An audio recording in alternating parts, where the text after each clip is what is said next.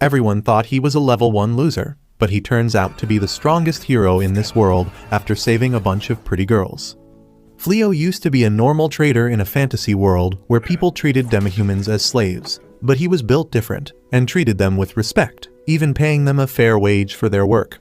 For this reason, the other traders hated him, but one day, while loading goods in his wagon, he suddenly gets transported to a completely new world. He looks around surprised to see a large number of hooded men, congratulating each other for finally summoning the hero, and the Pope tells a surprised Flio that they have been trying to summon a hero because the demon army is threatening to destroy their kingdom completely. Before he could even say anything, a maid wearing a furry uniform walks up the pedestal and places a magical crystal in front of him. The Pope claims that because all the heroes are level 1 when they enter this world, the gods give them overpowered abilities which can never be gained by a normal human being. Suddenly, the stats appear in front of him, and to their absolute horror, he has below-average stats along the board and doesn't even have a single special ability.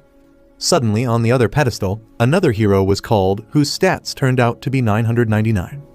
Everyone gets on their knees to gobble his whiner and starts celebrating, while the blonde hero looks at Flio and laughs at his pathetic level. The king is informed, who immediately starts showering the hero with presents and officially names him the savior, while Flio looks out the balcony, realizing that he disappointed this people just like I disappoint my parents. He decides to talk to them so that he can be sent back to his own world, but the next morning, he is packed into a carriage forcefully and is sent away from the capital. He remembers how the Pope told him that the portal through which he entered this world has been closed now, and there is no other way for him to return back. Because of this, the king has decided to grant him a piece of land in a faraway forest where no one lives, but tells him that he is not supposed to return back to the capital ever again, or tell anyone that he is from another world. While traveling, Flio tries to talk to the lizardman person, but he tells him to shut up as no one wants to talk to losers. Flio sleeps, eats, and drinks inside of the wagon for a solid 20 days, after which they finally reach the mysterious forest. He comes out to see a pretty landscape and thinks that he might be able to live here, while the lizardman hands him a bag. Before leaving, however, the lizardman advises him to run away from here as soon as possible, because this forest is supposed to be the stronghold for some very strong demon generals. After that, he leaves without saying a word, leaving Flio alone, who checks the magic bag to find it has some money, food, and other essentials, including a sword. Excitedly, he pulls out the sword, which looks very fancy with its golden handle and sharp blade, when suddenly some slimes pull up to the hood behind him. He ignores them at first as slimes are not aggressive, but to his surprise the purple monsters immediately attack him, forcing him to defend himself with the sword as he slashes them to pieces. Immediately after, he notices that the sword was made in China and has already shattered just by this. Suddenly a screen pops up, claiming that his level has increased, and he checks his stats only to be shocked to see all of his abilities are now SS ranked. This confuses him, but before he could do, Alexa pops up and starts telling him that she will guide him. She claims that he has unlocked various magic spells, which completely takes him by surprise. Before he could do anything, she also tells him that the magic bag that he got has a GPS tracker alongside a monster bait, which will make the monsters attack him. This makes him realize that the king sent him here as he wanted him to get killed off in the forest without anyone noticing it. To his surprise, Alexa tells him that she can remove all these spells from the bag, and Flio gives his affirmation. After removing the curses from the bag, he wanders around and was about to enter the forest, when Alexa warns him that there is a poisonous gas secreted by the demons inside the entire forest which causes problems for humans and demi-humans, and advises him not to enter. She then asks whether he wants to purify the forest, and after Flio says, a huge light blast occurs, which sweeps over the entire forest and purifies it. While Flio was still confused, a bunch of screens pop up, which reminds me of the virus I got after clicking on links about finding MILFs in my area. Meanwhile, back at the kingdom, the princess tells her old dad that what he did was extremely unhinged and Flio will definitely die inside the forest. His ugly dad doesn't care about that at all and calls him a piece of trash, when one of the mages walks up to him and claims that an S-ranked purification magic was used inside the kingdom. The king is overjoyed as he thinks that it has been activated by the blondie who he sent to fight the demon army, but to his surprise, the mage tells him that the magic was not activated in the south where Blondie is, but to the north inside the mysterious forest. Back in the forest, the pop-ups finally end, and Alexa tells Flio that his current level is 367, which means that he is basically a god on this planet. Flio doesn't care about being a god, but doesn't want to live alone either, so Alexa advises him to shapeshift and commit identity theft, which this degenerate agrees to. At first Alexa turns him into a thick-thighed girl, but he realizes that he is not a good bottom, so he changes the gender back to a man that no one has seen before. He decides to head back to the capital to have some fun, when Alexa tells him that he can use teleportation magic. He agrees to do that, and is immediately teleported to the city, which really surprises him. He then tries to see whether this magic could teleport him to his original world, but fails, so he enters the city to get a drink and forget his sadness. He decides to approach the Adventurers Guild first to register himself, and the receptionist tells him about all the ranks different adventurers have before giving him his identification card, which has rank E written on it. He takes the tag and searches the notice board for any quests, when he notices a lowly asking the adventurers to escort her to the mysterious forest where her parents live. Sadly, none of the adventurers agree to it, as she doesn't have a lot of money and because the mysterious forest is very deadly. Flio decides to try his luck with the lowly and tells her that he is willing to take her back to the mysterious forest, and he won't even take his money as he knows teleportation magic. This shocks every single person present in the guild, and Flio realizes that teleportation magic must be a very high-ranked magic which only the top sorcerers could do. Suddenly, the FBI pulls up and a blonde bimbo puts her sword to his throat asking how many children are in his basement. The witch of the group claims that he must be a trafficker while the lowly hides behind Muscle Mommy. Flio immediately tells them that he is just an adventurer, and he stopped putting children in his basement ever since he got caught in his original world. The girls don't believe him and take him to an empty alleyway before telling him to show them the teleportation magic he was talking about, before promising that if he tries to run away, she will chop him to pieces. Flio turns around and activates teleportation magic, transporting all of them to the mysterious forest, which surprises all of them as they confirm the location on the map. The witch asks why is he still E rank, while the blondie goes down on her knees and apologizes for calling him a PDF file. The girl goes near the forest and notices that all the poisonous gases are gone. Flio was about to tell her that he purified it, when Alexa warns him that the girl is a demon. Suddenly, Blondie walks in front of him and draws her sword at the little girl, while Muscle Mommy, the archer, and the witch all get ready to attack. Without wasting any time, Blondie tells the lowly to reveal her true colors, and informs Flio that the guild put up a notice that a mysterious lowly has been trying to lure people to go into the mysterious forest. The archer claims that this forest is the home of a demon general, which makes it highly suspicious, while the blondie keeps pushing her sword towards her, making her cry. Suddenly, the expressions change, and the lowly starts smiling viciously, claiming that they all will die before her fangs grow, and she starts transforming into a demon to everyone's surprise. The lowly turned out to be a huge wolf demon called Fen, who is one of the demon army's 4 generals. She claims that the Demon King sent her to keep an eye on the adventurers, and she can't let anyone know who she is, so they have to die. Immediately, the entire area gets covered with a poisonous gas, while all the girls collapse on the ground in a very weakened state while Flio tries to help Blondie up. Fen is surprised to see that Flio is unaffected, but decides to deal with him later and attacks Blondie, only for Flio to save her at the last moment. He realizes that he can't run away while protecting all of them, so he tells Alexa to teleport all of the girls back to the capital, which saves their lives. Flio then gets ready for a fight using all the spells that he has at his disposal to try and win. Fen immediately rushes in for an attack, but Flio immediately uses instant transmission to dodge the attack and appears behind her. Fen immediately turns around and tries to strike him down with her sharp claws, but Flio uses earth magic and creates a wall which protects him from the attack. He immediately follows through with a wind attack, throwing her up in the air. Realizing that Flio is not weak, Fen quickly teleports out of the way and tries to land a surprise attack on him, but his reactions are quicker and is able to use his gravitation spell on her, forcing her to the ground, while she is completely stunned as she has never seen this magic before. He realizes that he needs to capture her right now, but he has no idea which spell to use.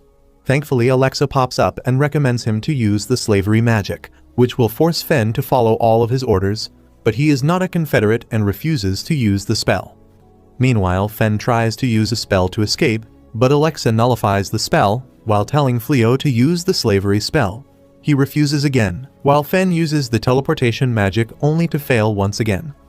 Flio struggles with the idea to use a spell to force someone into slavery, as he hated it in the previous world as well, but Alexa tells him that this is the only way.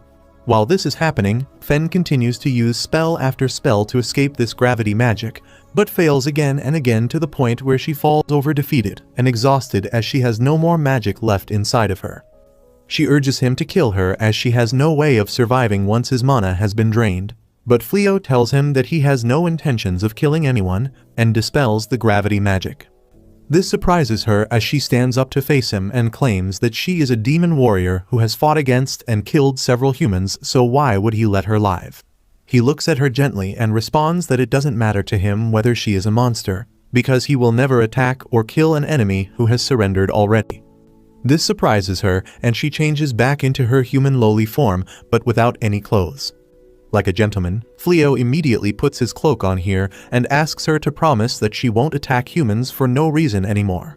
He then starts looking in his bag for some clothes, when he turns around to see that she has fallen over into a state of deep sleep as her mana is depleted completely.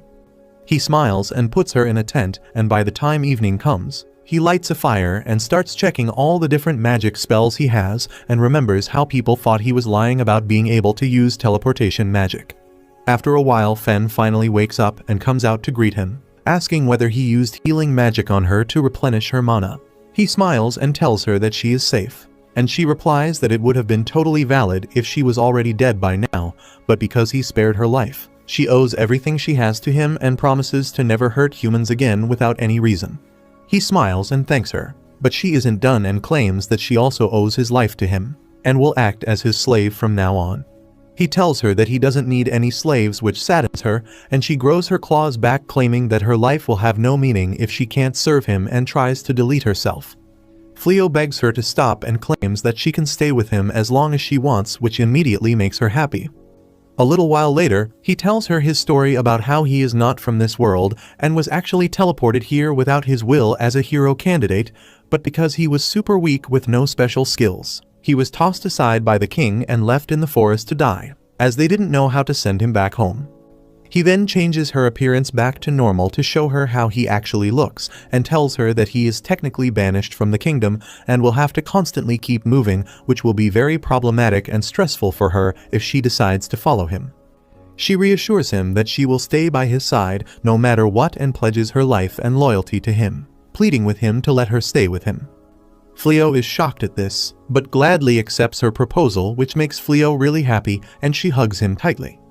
Meanwhile, inside the castle, the hero comes back to report a massive loss against the demon army to the king, and when the king asks how did so many knights get wiped out in a single battle, he starts blaming him for giving him knights that were so weak that they immediately broke rank and started running here and there at the sight of a single demon. He then tells the king to be thankful for the knights that were able to survive because of him and storms out of the court. Following this, the king turns towards one of the knights and asks what actually happened at the battlefield.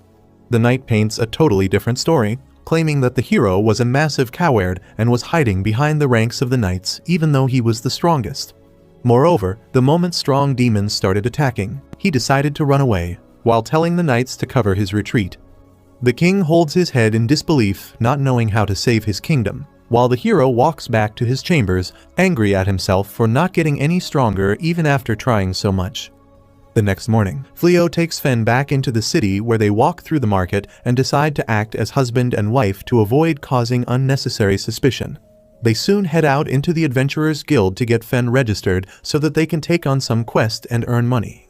She soon gets her adventurer's tag, which makes her really happy because it's the same rank that Flio has. They head over to the notice board to get a quest, when an emergency quest is announced by the receptionist. According to her, a lot of monsters have been seen in the forests near the city, and they seem to be moving towards the town to destroy it.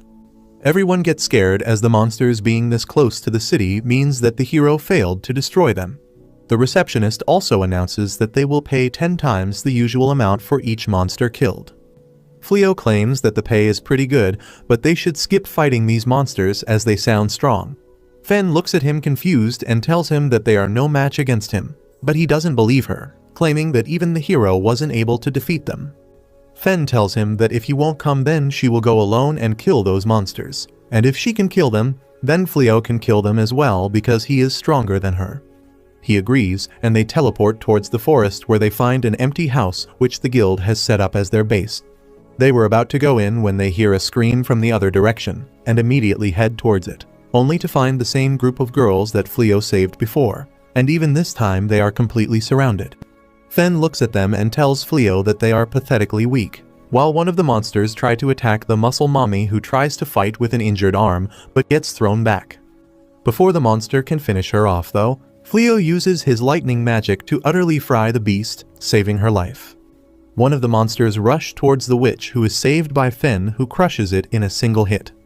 After defeating the remaining monsters, the Lady Knight thanks Flio for saving their lives once again. But suddenly another monster appears behind Fen and was about to attack her. But she turns around and gives him a death glare which scares the beast as it starts begging for mercy, shocking everyone. Fen finds him cute and decides to keep him as a pet. So Flio uses his magic to put a collar on him and changes him to look like a small dog rabbit-looking abomination.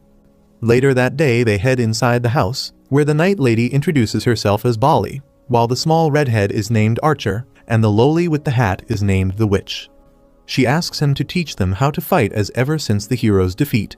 He is refusing to fight against the demons because he needs a capable right-hand man who is strong enough to fight the monsters. So the king has told every knight to become strong enough to take down one of the monsters alone. Fen immediately gets angry and jealous at this proposition as she doesn't want to share Flio, but he immediately tells everyone that Fen is her wife, which makes her really happy, and she tells Flio that he should let them stay here in the house and train them, which makes the ladies really happy as they get ready for their training sessions starting the next day.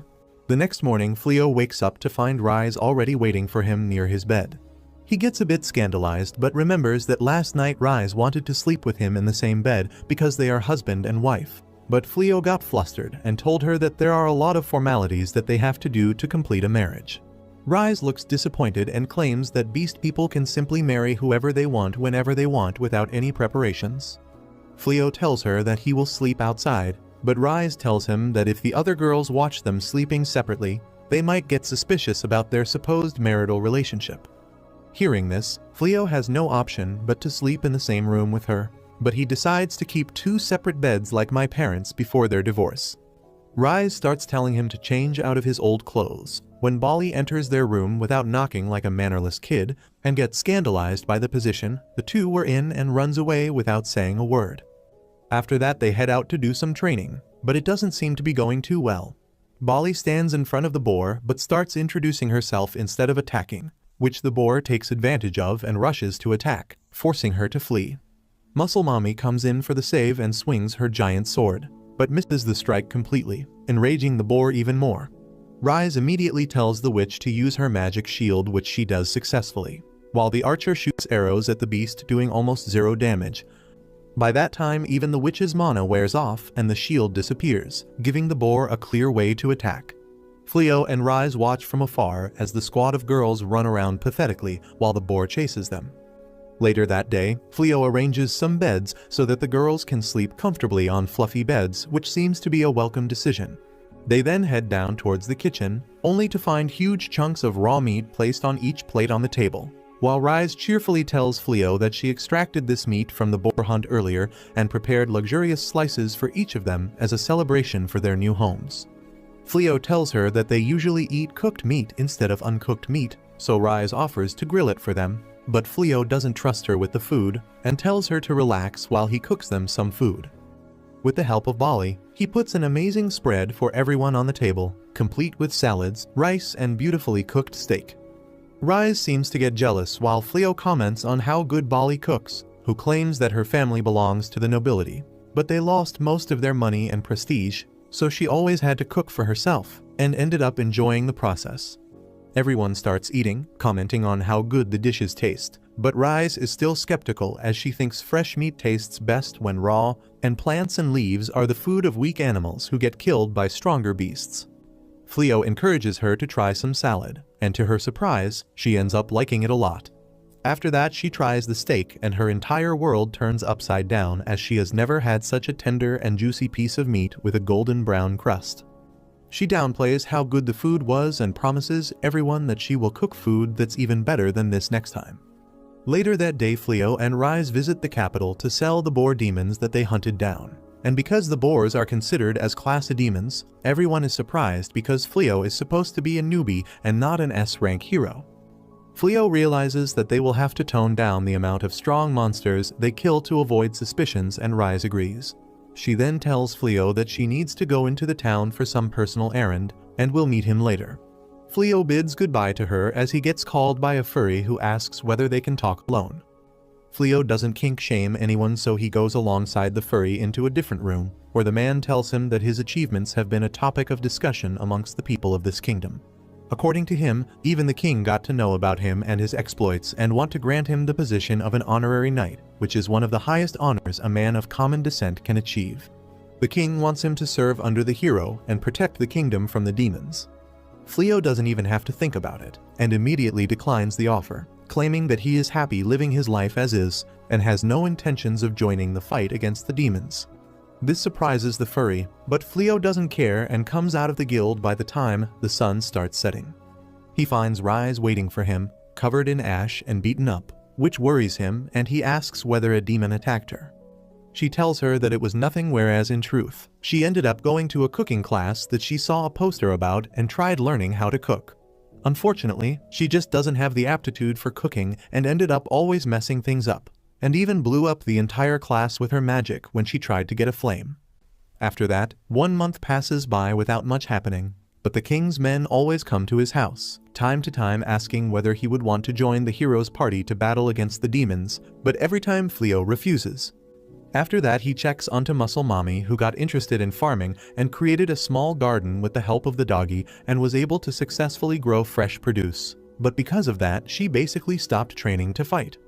Meanwhile, Rise tries to get the fear of shooting a living thing out of the archer, as she only practices with a wooden target. Rise tries to use the tender meat of the beast chicken as a motivation, but it fails. On the other hand, the witch still has very low amounts of mana, so Flio gives her a magical ring that will boost her mana pool. He tells her to try it out for the day and let him know whether it is helpful. She was going to put it on her ring finger while thinking about Flio, but Rise scares her straight by threatening to cut her hand off if she tries to put it on the ring finger. Bali as well tries pulling the helpless girl act, screaming for Flio to help, but Rise immediately chops the monster in half, telling Bali to drop the act before she drops her. Bali claims that she doesn't know what she is talking about, but Rise tells her that she is simply trying to act weak in front of Flio and hoping that he will come to save her like a knight in shining armor. She tells him to keep her eyes off of her husband, when suddenly she looks around, as she feels someone is spying on them, but doesn't see anyone. Later that afternoon, they all sit down on the table to have food that was totally made by Rise.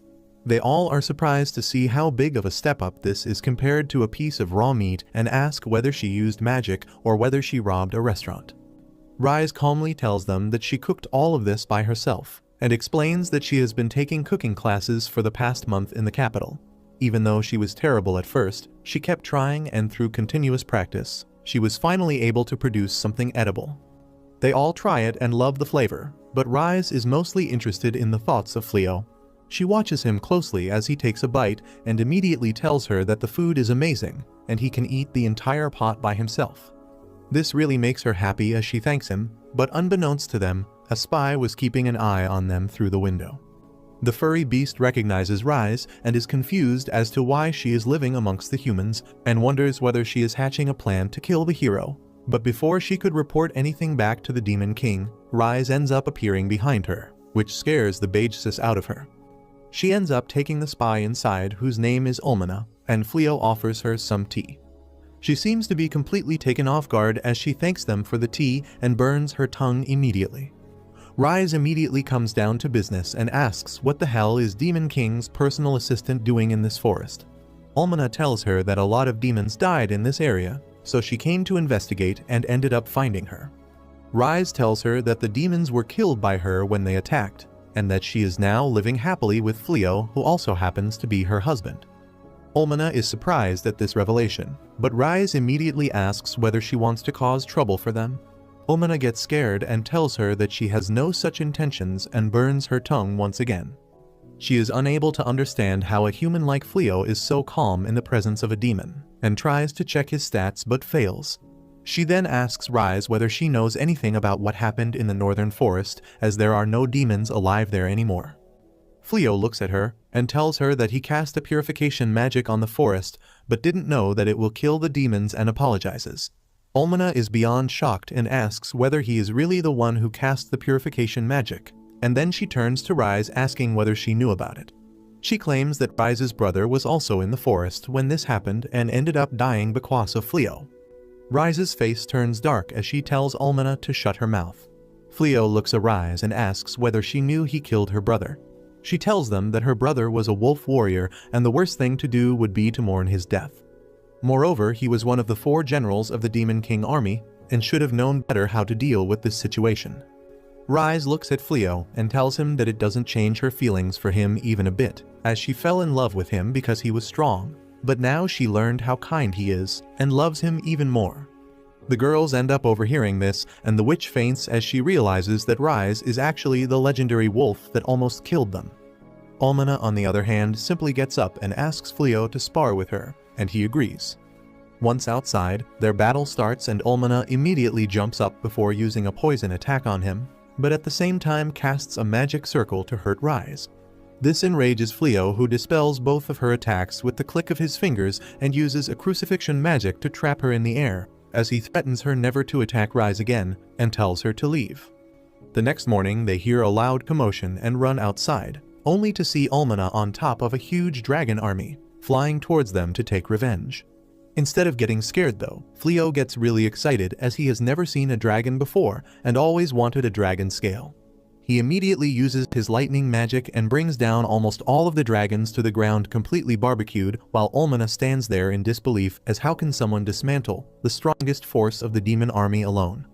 Muscle Mommy wonders whether she could have thrown a hoe at them and gotten the title of Dragon Slayer, and Flio tells him it's not too late to try. She throws her hoe at one of the fleeing dragons, and Flio uses his boost magic on it, which kills the dragon in an instant, giving her the title of Dragon Slayer. He immediately gets surrounded by the rest of the girls, asking him to help them as well, but he claims that the dragons are already gone and he can't do anything now. Almana runs away immediately while the Demon King watches all this from his castle and decides to head out there in person to deal with this annoying adventurer and kill him and the traitor Rise himself. The next morning, the girls are still huddled around Muscle Mommy as they can't take their eyes off the title of the Dragon Slayer. The witch even brings back the hoe that killed the dragon as a souvenir. While they were ogling at the title, Bali walks outside the house and tells them that she is heading off into the forest to kill some more monsters. The girls are pretty impressed at her resilience as she has been going to the forest to kill monsters for a while now, but her strength hasn't increased much. Even after this, she doesn't lose hope and goes to train every single day. In reality, however, Bali simply goes to the forest and pretends like it doesn't matter to her that her powers aren't increasing. She seems very annoyed by the fact that she stays weak no matter what she does, and also that she wasn't able to get the title of the Dragon Slayer. According to her, the title of a Dragon Slayer can increase your standing from the level of a commoner to a noble in an instant because of its prestige. She feels so pissed because if she was fast enough, she could have also taken Flio's help to kill a dragon and get the title, which would have helped her family become nobles once again like they were when she was young. While she was standing there frustrated, a man walks behind her and asks whether she knows about a couple that live in the forest. She immediately gets a little suspicious, as even though the forest is crawling with deadly monsters, this guy seems to be completely unbothered and is not even wearing armor. She replies by saying that she does know the couple and asks whether he is an acquaintance of the husband or the wife. He immediately replies wife, at which point she draws her sword and puts it at his throat. She tells him that Rise belonged to the demon army, which means that he is also a demon. She asks what the hell do they want from her and claims that she is not interested in going back. The man, however, tells her that he is here just to talk. Bali doesn't want to hear anything but takes her sword back and tells him that she can carry a message but won't lead them to the cottage. He ends up agreeing and tells her to ask Rise whether she wants to have some tea and talk for the old time's sake, and leaves. Bali thinks about how weird this guy was when Rise and Flio appear from the forest looking worried. They ask whether she is okay, and she replies she is fine and was just talking to some lowly demon. She asks why are they here, and Flio replies that he was worried because according to his barrier, the Demon King himself entered the area and was talking to someone. Bali immediately gets scared and starts whimpering about how the Demon King will definitely kill her now, but Flio somehow calms her down and they all go back to the cottage. The next morning everything seems to be back to normal, but Rise answers the door only to see the Demon Lord standing there. She asks what the hell does he want from her, but Flio tells her that there is no need for any violence and they can all talk. The Demon Lord introduces himself as Gaz and wonders why this human who knows that he is the king of the demons, not scared at all. They all head inside when they meet Bali, who was happily coming out of her room. The moment she spots the Demon Lord, she gets terrified again. They all sit down in the guest room where Flio offers him some tea and asks what he wants to talk about. Rise immediately speaks up saying that she doesn't want to go back to the army and if he is here to take revenge for them beating up the cat girl, but he tells her that he has no such intentions. He turns his attention towards Flio and asks him to join the demon army. This catches Flio off guard, but he speaks up and tells him that he is not interested in playing sides in the war. The Demon Lord thinks about it and asks how is he able to hide out here in the forest, because with the level of power that he has, the king must want him on his side. Flio, however, defends his position by saying that he doesn't have to fight for the side of humans just because he is a human as well, and he doesn't even know why the hell is the war happening, because he came here from a different world.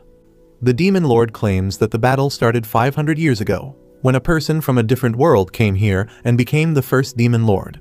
He was extremely powerful, and noticed that the humans treat the demons as second-class citizens, so he raised a voice and a lot of demons followed him, resulting in a massive war. Ever since then, the Demon Lords have kept fighting the humans over one matter or another, but he claims that he doesn't really have any ambitions to kill all humans or to take control of the world. At that very moment his aura changes, and with extreme anger as mana overflows out of him, he shouts that even though all he wants to do is live peacefully, if the humans target the demons and kill them, he will not stand by and watch like an incompetent jackass. He then turns to Flio again, hoping that this would intimidate him, and asks whether he would still want to join the Demon King army, but Flio refuses once more while sipping his tea. The Demon Lord calms down and starts smiling at the fact that this mere human is so stubborn and fearless, and claims that this must be the reason the king couldn't force him to his side either. He stands up and claims that he is not done yet and will come again soon before leaving. The other girls enter the room and check up on Bali, who was sitting as if nothing happened, only to realize that she has gotten knocked out by fear while she was sitting. Bali finally wakes up the next morning and comes down to wash her face, but the moment she enters the kitchen, she spots the Demon King dining with Rise and Flio. She gets terrified once again, while the Demon King, who seems interested in her, asks her to join them. She immediately tells him that she is not dressed properly and runs away. The next day she goes outside in full gear only to find the Demon King waiting for her, asking whether she would like to go on a walk with him, but she runs away while saying that she needs to practice. A couple of days pass by and once again, while she was overlooking the farms, the Demon Lord appears to pass some time with her, but she runs away again. Meanwhile, inside the kingdom, the reports of a certain demon visiting Flio's cottage has been spread, and the king seems pissed beyond belief as he shouts that first Flio refused to help them, and now he is also joining the opposite side. He immediately commands them to mobilize the army and destroy Flio's home and his entire party. Before that could happen though, the princess intervenes and asks whether doing this is beneficial, as he could be wrong about Flio, and he could be rejecting the advances from the demon army. She claims that if they go to destroy him, it will simply force them to join the demon army for good. She advises that they should calmly talk to Flio and hope that he chooses to side with them. The king calls her an idiot and tells her to head back to the kitchen where she belongs, as they can't think with emotions right now. The blonde hero walks up and tells the king to get him some troops and promises to go and talk to Flio. He claims that if Flio takes their side just by talking, it's fine, but if it isn't, he will simply destroy all of them. The next morning, Rise and Flio were sitting on the breakfast table, where Rise asks whether he is not joining either side because she is a demon and he doesn't want to kill her kin. Flio replies that it's one of the reasons, but at the same time he just doesn't think that the demons are wrong or evil by any sense of the imagination. Before they could continue their talks, the archer runs in, claiming that the entire army is here. Rise thinks that the demon lord is trying to attack and gets worried, But the moment they exit the house, they are shocked to see that they are surrounded by the army of the kingdom, and the hero is riding at their head with his flamboyant attitude and his cocky nature. He straight up walks up to Flio and tells him that he has come here to give him two choices. Either he joins the side of humanity and helps them fight against the Demon King, in which case they will reward him and excuse the fact that he refused to join them before, or he can simply refuse to join the side of humanity, in which case he will be considered a traitor to their race, and they will simply destroy him on the assumption that he is an accomplice to the Demon King. Flio calmly replies that he isn't going to take either sides, as he doesn't want to play any role in this war. The hero immediately looks down at him and claims that it means he accepts that he is a Demon King accomplice, which means that he will die. Flio claims that he is not an accomplice, while the girls back him up, saying that he simply just doesn't want to take part in the fight. The hero looks at them and tells them that even though they should be considered traitors, he will excuse them if they can help him sway Flio's mind, otherwise all of them will die.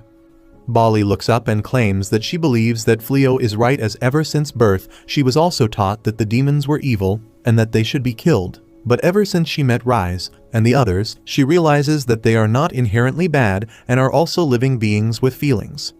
Flio looks at the hero and claims that he wouldn't fight against them, but at the same time he wouldn't stay here either. Rise claims that she will go with him, and all the girls agree. The hero thinks it's a joke, as there is no way he can run away from this army. But to his surprise, Flio simply uses his teleportation magic and transport his entire party alongside his house and his fields to a completely different location. The entire army is shocked at this, when suddenly the Demon King returns to meet with Bali. He looks at the army and realizes that they have uprooted Flio and his party, which pisses him off so much that he transforms into a demon and commands all of the demon army to attack the kingdom immediately and take control of the entire area, which scares away the hero. Meanwhile, Flio safely lands in a different stretch of land, and the girls are amazed to find all their fields intact. Rise tells everyone that to celebrate their new move, they are going to have a feast, and all of them go inside to help, not knowing that a war is going to happen very soon. The news gets to the king about the imminent attack on the kingdom, which completely bamboozles him. He asks his ministers about the current status, and they reply that the army has already infiltrated the entire northern forests and are continuously making progress. He asks about the location of the hero, but the minister replies that the hero got scared at the sight of the Demon King and ran away like a total bitch. The king knows that there are no other options if he wants to save the country, and orders the mages to prepare a huge purification magic spell to cast on the entire forest, which should kill or at least damage the majority of the demons. Meanwhile, the Demon King overlooks the mayhem he is causing in absolute anger, while Olmana asks how they should proceed further. Suddenly 2 other underlings arrive with information, and the Demon King tells them all to order the troops back out of the jungle. Olmana is shocked at this, as they are making such quick progress, but the Demon King replies that the kingdom will most likely try to assemble all the mages it has to cast a purifying spell on them, so they need to make sure that their demons are safe from any attacks. On the other end, the mages assemble in huge proportions inside the palace and start chanting the purification spell, while the head wizard focuses his energy to make sure that the spell is powerful enough to kill most of the demons. After they are done powering up their magic, the head wizard directs it above the entire kingdom, as the magic circle completely covers the country and soon purifies everything in sight. Meanwhile, Flio returns back to their home from the nearby town, where he is greeted by Rise, who asks whether his trip was worthwhile. They sit down to have some lunch, where he tells the girls that right now he was unable to find any meaningful contacts to start a business, but tomorrow he is going to find out how much do armorers make in this town. Muscle Mommy interrupts and claims that she has been working on the fields for a while now and is pretty sure that she can sell them to make a profit and support the household expenses. The redhead archer also chimes in, claiming that she wants to be a horse breeder, and if she gets a stable and some horses, she can definitely make a lot of money to do her part for the house. Flio is intrigued by this, so she tells him that she was an apprentice horse groomer and loved working with them. Flio tells her that they can probably create a huge stable nearby, which makes her really happy. During all this, the wizard and Bali are sitting with their heads down, as they are completely skill-less and jobless just like me. Rise, however, tries to cheer them up and claims that they don't have to worry about anything, while Flio backs her up, claiming that they should focus on their combat abilities. The next day, the princess of the kingdom goes to visit the royal hospital, where some of the ministers start telling her that there is nothing to worry about right now, because with the help of the purification magic, they were able to drive away the demon army, and made sure that they can't come back for a month or two at least. The princess, however, is not satisfied or impressed, as she reminds the minister that literally all of the mages of the kingdom, including her own dad, the king, ended up expending all of their mana to create the spell, and now are totally out of commission for at least 2 or 3 months. They can't simply hope that the demon king will wait for that long, and must find an alternate way. She announces that since her father is no longer able to rule the kingdom at this moment, she will be the one who takes command. Everyone agrees to this, and asks what's her plan for now. She immediately replies that her first decree is to take away all the titles of the hero, as he is not fit to be called one. He was never brave, and even ran away at the sight of the demon king. This immediately come into effect, as later that evening the hero returns with her maid back to the kingdom, only to be stopped by a guard who informs him about the decision of the princess, and tells him to piss off wherever the hell he wants. The hero is obviously not taking this well, and tries to threaten the guard before begging for an audience with the princess, but the guard simply throws his belongings and goes away. Meanwhile, the next morning all the girls decide to thank Rise and Flio for their hospitality, and convinces them to go out on a date while they clean the entire house. Rise is overjoyed at this and immediately tugs Flio away into the town. They spend the entire day roaming around, eating food and having fun, when Flio realizes that he has never properly thanked Rise for always being with him. He tells her that he wants to buy her a gift, so she can choose whatever she likes. This makes her extremely happy, but the problem is that she has never received a gift before, and is confused on what could be appropriate as a gift. Her eye ends up landing on a jewelry cart as she starts looking at all the different pendants and brooches. The blue one catches her eye, while the seller lady tells her that it will look good on her. Flio immediately picks up the brooch and puts it on her, before claiming that she is very beautiful. After a successful day, they return back home, where Rise is completely smitten by the gift that Flio got him and keeps staring at it till late at night. After a while, Flio wakes up as he realizes that Rise got tired and ended up sleeping in her bed. He smiles and turns around before going back to sleep. Back inside the kingdom, the hero ends up infiltrating the castle and knocks out a bunch of guards to enter the royal treasury. He starts searching through a bunch of treasure as he tries to look for any magical item which might boost his powers and help him defeat the Demon King, which will get him the title of the hero back, and he could then live his life lavishly like before. While searching, he suddenly hears a voice calling out to him. This surprises him, but the voice calls him again towards the wall when suddenly a hidden chamber opens. This scares the maid, who claims that she can't hear anything. The hero realizes that the voice must be in his head, as it claims that it can grant any wish that the hero has. He walks inside the chamber and spots a sword stuck in the ground. The voice tells him to take it out, and after some effort he manages to pull it out, creating a huge whirlwind which throws him out the room. Suddenly a djinn appears in front of him and asks what wishes he has, promising to fulfill any wishes. Meanwhile, the princess calls in the legendary oracle to figure out the best way to get rid of the Demon King problem. But before they could talk, suddenly a magical collar appears on almost every single person in the hall. This surprises them, as they have no idea what is the meaning of this. But the princess has read her history books and immediately realizes that this is the brand of sacrifice which can only be produced if someone made a wish to the jinn. Apparently hundreds of years ago, one of the king ended up asking the jinns help to deal with the Demon King, which resulted in the death of half the population in this country, as that was the payment for fulfilling the wish. She turns to the oracle and asks what they should do. The oracle starts flexing her blackjack skills as she tells he that they need to find the real hero who has already been summoned and ask him for his help. The people immediately realize that she must be talking about Flio, who has outright rejected the offer to help the king. The princess claims that she will meet with Flio personally and ask for his help.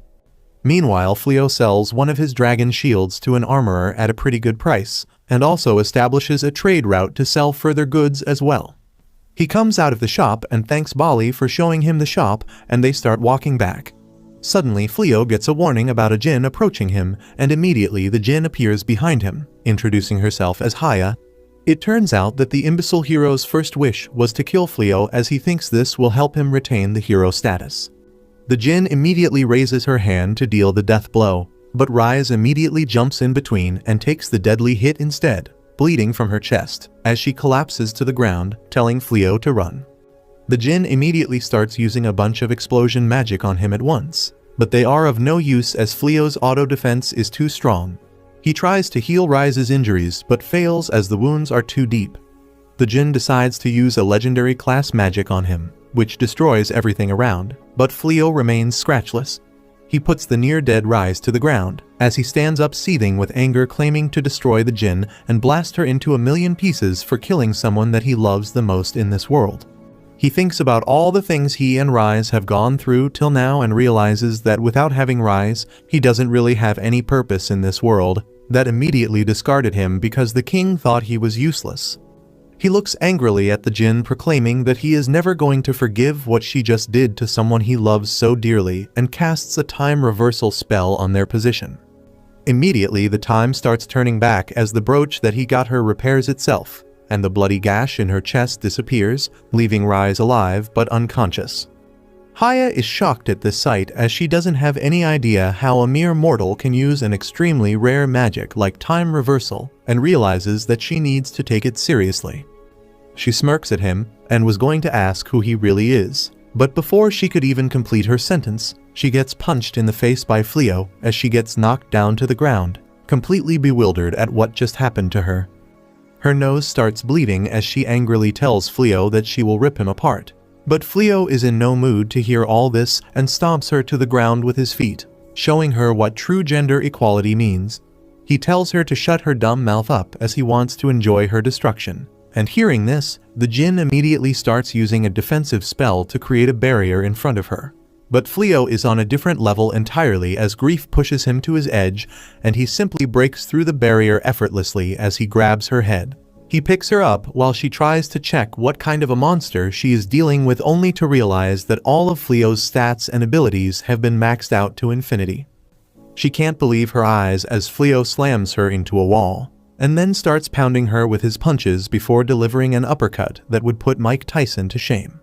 Meanwhile, Rise finally stirs awake to find herself surrounded by a huge crater and realizes that she has no wounds on her. Confused and dazed, he looks at Bali for an explanation, but she just replies that Flio saved her life and then directs her gaze towards the direction of the fight. Rise can't believe that her mild-mannered husband is punching and kicking a girl in the middle of the street just like the good old times. He punches her around for a while, which surprisingly makes Rise happy at first as she tells Bali to see how he is fighting for her. But soon she remembers how Flio told her that he hated fighting and doesn't want to hurt or kill anyone. Meanwhile, Flio punches her into a half-dead mess before grabbing her by the neck and picking her up in a chokehold. The Jinn pleads with him for forgiveness, but all the mercy has been drained out of him as he tells her that she is going to die. Just before he kills her though, Rise rushes behind and grabs him, pleading with him to let her go. This snaps him back to reality, and he loosens his grip and Haya falls down to the ground unconscious. He turns around and immediately grabs Rise's face to feel the warmth emanating from her, and a wave of relief swipes over him as he hugs her tightly, glad that she is okay. Meanwhile, the princess and her party gets teleported to the village where Flio is currently living as she thanks the mages to help her even after being so weak. She tells everyone to search in different areas when suddenly the seals on their necks break off completely. Everyone is relieved but surprised at why this happened as the princess wonders whether the Jinn failed to fulfill the wish. Back in the castle, the guards have completely surrounded the treasury where the hero cries about how the Jinn lied to him about killing Flio. Suddenly, a magical entity gets released from the chambers and possesses the body of his servant and starts laughing about how she has been locked up for ages now because of the Jinn. She immediately changes her clothes into something more appropriate as it's a man's world, and uses her magic to make the hero drop to his knees. She immediately uses her magic to transform him into a magical monster, who destroys the walls and starts walking up to the castle where she wants to take revenge on the royal family. She notices the faint remains of the teleport spell and decides to follow the mana to find the heir to the throne so she could kill them. Inside the village market, Flio starts healing the Jinn back to full health, and she slowly regains her consciousness only to get scared by Flio as she hides in the corner asking for mercy. He tells her not to worry as he will not hurt her. She seems confused and asks why would he ever heal her, and Flio calmly replies that he healed her because Rise is completely fine. Bali runs up to him and asks what does he think should be done with the Jinn as she can't be trusted to normal guards. He suggests that they might be able to seal her back inside the castle treasury like before, as he has recently gotten a number of new spells to use, one of them being mind reading. He claims to have used this spell on Haya to find out why she attacked him, and now he knows that she was ordered by the hero to do so. Haya is beyond shocked, as memory reading is something only the Jinns can do, and no mortal has ever been gifted with the ability before. He claims that even if he seals her back in the castle treasury, there is still a chance that someone releases her, and it would again be a problem, so they need to find a more permanent solution. Rise jumps at this moment in front of them and claims that she has a solution, which is for Haya to become Flio's servant. Haya is shocked alongside Flio, who tries to stop her, but Rise tells him that this is the best way of making sure that no one misuses her again, and if a Jinn joins them, their power will increase exponentially as a party. He looks down at her and asks if this is really something that she wants, as this Jinn is the one who hurt her in the first place. Rise takes a deep breath and claims that it is hard to say, but at the end of the day she got injured because she was weak and failed to protect herself, so she forgives the Jinn. At this point, Flio extends a hand to the Jinn, asking her whether she would join him in his adventures and vow to never kill anyone. Haya is surprised, as mostly humans only work for their own greed, but this man seems to be exceedingly kind and has no bad intentions in his mind. She accepts his offer and stands up, vowing her life to him. He apologizes for beating her into a pulp before, as he lost hold of himself, but Haya tells him not to apologize, as she thinks about how exciting it was to get beaten up. Flio looks around to see the destroyed ground and houses and thinks about using the time reversal spell to fix everything, but the Jinn tells him not to use time reversal ever again, because it has several repercussions that he has no idea about. She also tells him that he has a special ability which lets him use the entire spell library of any magician who attacks him, and that's why he is able to use mind reading and time reversal magic that are bound only to the Jinns. She tells him to watch Interstellar to learn what happens when you mess with time, and tells her to use some other magic spell like the restoration magic. Later that evening, the party returns back to the house where the remaining girls were waiting on the couch. They all get shocked and terrified at the sight of a Jinn in their house, while Flio explains that she had nowhere to go, so she will be staying with them. The archer is scared of the Jinn and asks Bali whether it would be fine, but Bali simply tells her to shut up, as she tells Haya that her room has been made. Later that night, Flio enters the room to find Rise in a saddened state. He sits beside her and asks what's bothering her, when suddenly Rise climbs on top of him with tears in her eyes and asks whether he will return back to his own world now that he can use the magic of Jinns. She clings to him tightly and tells him to take her with him, as she can never live alone. Flio calms her down and tells her that he will never return back to his normal world, and he can't take her with him anyways because the world is not fit for demihumans like her. He promises that he can't live without her anymore, which he realized today when she was almost lost to him. He looks in her eyes and asks her to marry him for real this time, as he only wants to spend his entire life with her. She obviously accepts the proposal and they start making out, but just as things were getting hot and heavy, they notice that Haya has been watching them go at it from door. Flio tells her to leave immediately, embarrassed, as she tells him that she is his servant and needs to know his position at all times. Flio tells her that he needs some private time as they bicker, while the girls downstairs who were listening to everything decide to get some sleep to prepare for the next adventure. A couple days pass by and the princess of the kingdom is still on the lookout for the fallen hero Flio, as she roams the entire village trying to gain information about his whereabouts, but no matter how much she tries, she keeps coming back empty-handed. Meanwhile, at the cottage, Haya has made herself at home as they all sit down on the breakfast table, which was prepared by Haya instead of Rise. The others seem to be pretty shocked to hear that a Jinn can make food, but Haya claims that she can simply make food appear from thin air thanks to her magic, but Rise told her not to use magic if she wants her food to be eaten by Flio at all. That's why she made all the food with her own loving hands without using even a little bit of magic. She claims to have enjoyed the process and tells them that she could do that every day. But Rise replies that cooking and packing food for everyone is her job, so she could maybe help with the cleaning of the house.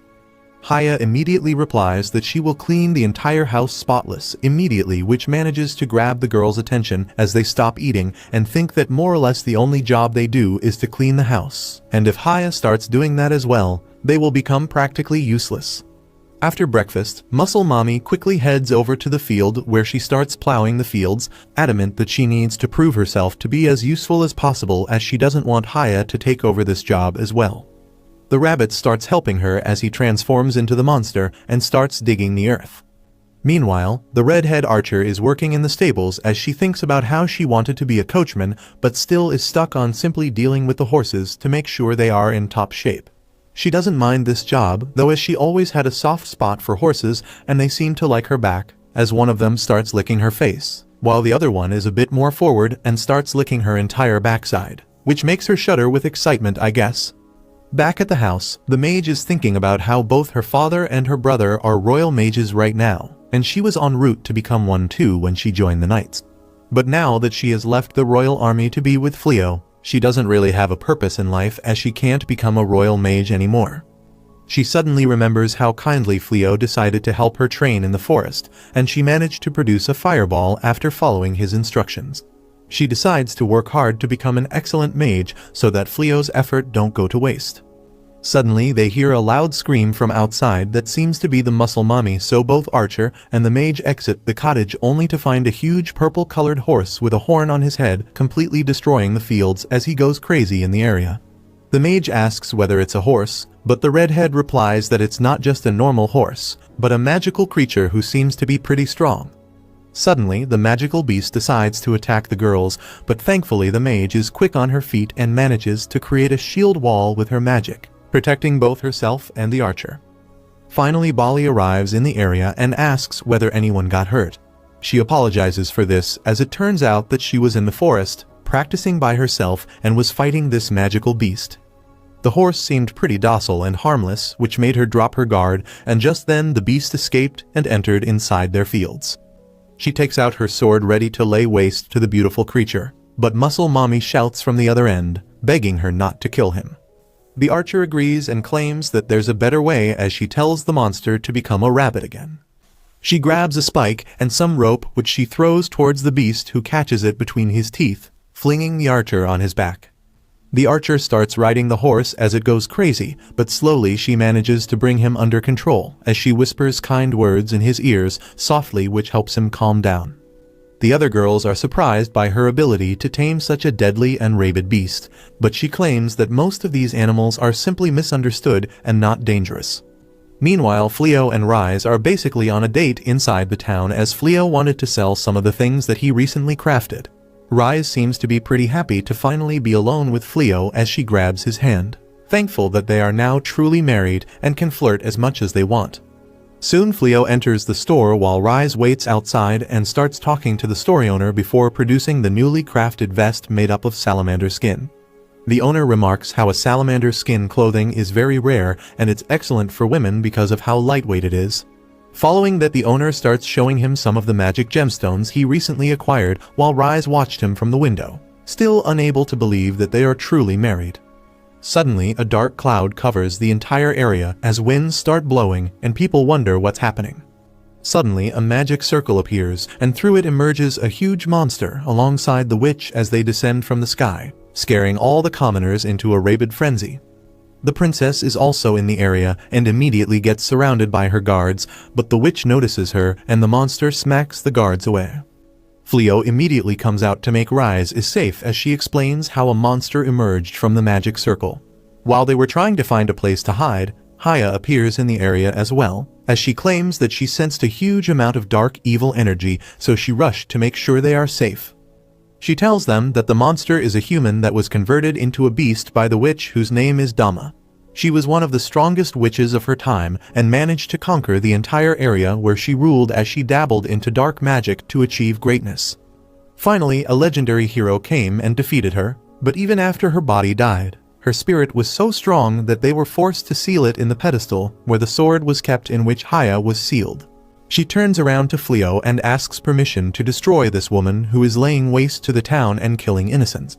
Flio gives her the go-ahead to fight while he turns towards Rise and tells her that they should help by evacuating the town and making sure no one gets hurt.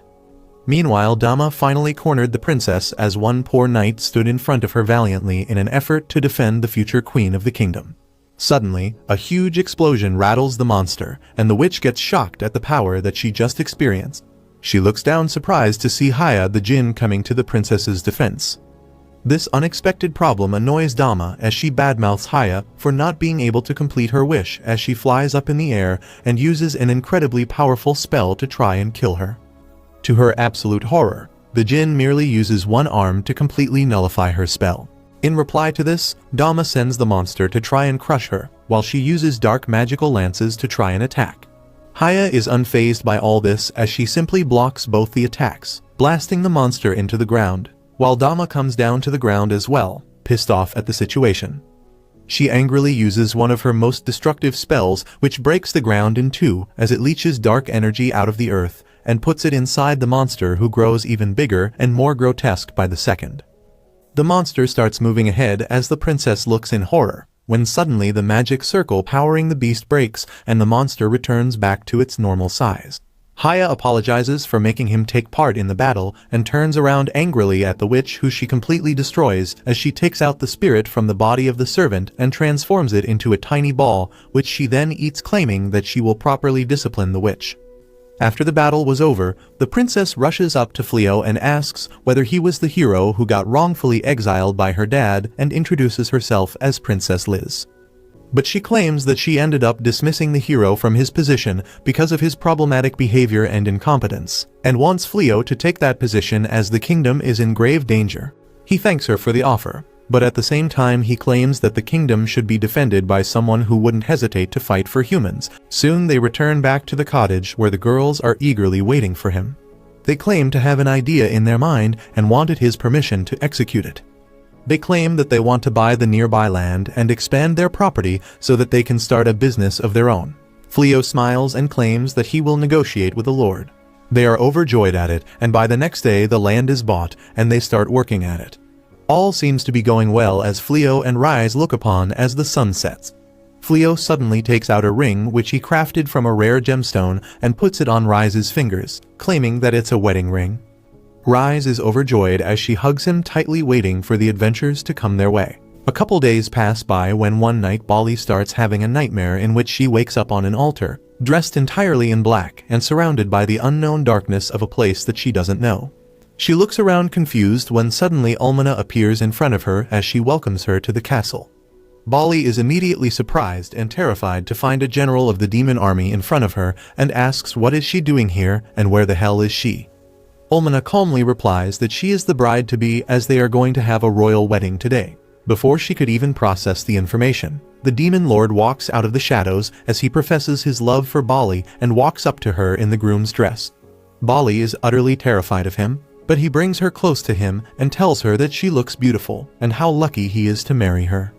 Ulmana quickly claims that as a wedding gift to her, Gaz has decided to conquer the entire world and put it on fire so that it starts anew with him as the king and her as the queen of this world. Bali is horrified at this statement and tells him that she doesn't want the world to be destroyed, but the demon lord claims that it's too late for that and starts trying to kiss her, which snaps her out of the dream as she sits up in the cold night with sweat dripping from her body. She thinks about the nightmare she had, but at the same time deep inside, she liked it a little bit and starts getting confused about her feelings completely, while the other girls tell her to shut up so that they can sleep. The next morning she wakes up and starts preparing breakfast alongside Rise when she notices that Bali seems to be working pretty slow and she looks exhausted. Rise asks whether everything is okay, and Bali replies that she is just a little sleep deprived because of the dreams she has been having, which seem like a nightmare to her.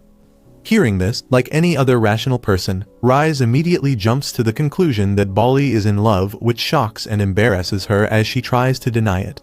Rise grabs her hands and claims that in the case of demon wolves, they start having dreams about the person they love, even if they don't know it yet, which makes it look like a nightmare, even though it's not.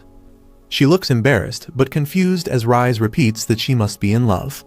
This is heard by the girls as they all run into the kitchen and ask who is she in love with. But a red-faced Bali tells them that she is not in love with anyone and all of it is just a stupid dream. The girls, however, are not satisfied and want the tea, so they start thinking about the people she might like and end up on the conclusion that it must be the Demon King who she ended up liking. Bali immediately denies it, claiming that she doesn't like him at all and moreover, he probably hates her for being a human. But the girls remember that he used to come to their place pretty often just so that he can spend some time with her, and it was very obvious. Bali denies it, claiming that he just was coming to meet with Flio, and was trying to find Bali with her guard down so that he can strike her down. The girls, however, have decided what is the story that they prefer more, as Muscle Mommy tells her that she should steal the Demon King's heart completely, and that way even she can live alongside him, just like how Rise and Flio live together even though they belong to different races. Suddenly, the Jinn gets curious and asks Rise about how and why she fell in love with Flio, and she replies that there isn't really one particular point, but he was very kind to begin with, which is usually considered a weakness amongst the monsters, but he was strong at the same time and easily defeated her. This, alongside his cordial nature, made her fall in love with her. Flio ends up hearing all this, which makes both of them embarrassed. While Flio's party was jacking off at the other side of the kingdom without any care, the princess and all the royals were worried as they have no idea what to do against the demon army. Suddenly, one of the ministers runs up to her and claims that the gold that Flio gave them for the reconstruction of the city is the special golden coins that were only given to the heroes. This was very confusing when the princess puts 2 and 2 together and realizes that Flio must be the first hero that was summoned to this world. But because his stats were low, he was kicked out with some gold. After that, he must have changed his name and appearance to look how he looks right now. She realizes now why he doesn't want to take the position of the hero now, and feels very embarrassed about how they treated him when he was summoned here. Suddenly, a guard runs in the court and tells the princess that the disgraced hero alongside her big-thighed servant have escaped the prison and have made a run for it. Princess tells him to ready the guards and send them on a search for them while she decides what to do with the situation against the Demon King. Meanwhile, the golden-haired imbecile hides in the bushes alongside his servant while the guards search for them. She tells the hero that her legs are tired and she couldn't run anymore, and now not only are they fugitives, but also robbers, as the hero decided to steal some treasure from the royal treasury. The hero claims that it was owed to him as he was promised gold beyond his imagination once his job was done. But sadly, all he could find before running was a magic bag. He searches through the bag to find a chest and eagerly opens it expecting gold, only to find an old-looking shovel. Suddenly, the guards hear some noise from that area and run up to check, but don't find anything there. It turns out that the shovel was a royal treasure and can dig a hole very quickly, as the hero looks above, wondering how they'll get out of here. Back at the Demon King's castle, Olmana brings in the report that they are unable to find Flio and his party yet, and suggests that they should focus their attention on the invasion instead, as they are very close to completely destroying the royal kingdom that has tried to suppress them for so long. She claims that even though the land has been purified, the castle has used all its best mages and probably cannot spare any now, so they should push with their army to march on the capital and take it down. It will definitely result in some deaths of the demons that enter the purified region, but their sacrifice will weaken the defenses and lead them to victory. Gaz tells her to keep searching as Flio can't leave the kingdom and must be somewhere around, and they need to find him because he alone can also use purification magic if he wants to. Olmana looks at him and tells him that she thinks it's a waste of time, when the demon lord stands up and starts walking up to her and stretches his arm out before patting her on the head, claiming that she doesn't want to sacrifice any more of his army than needs be.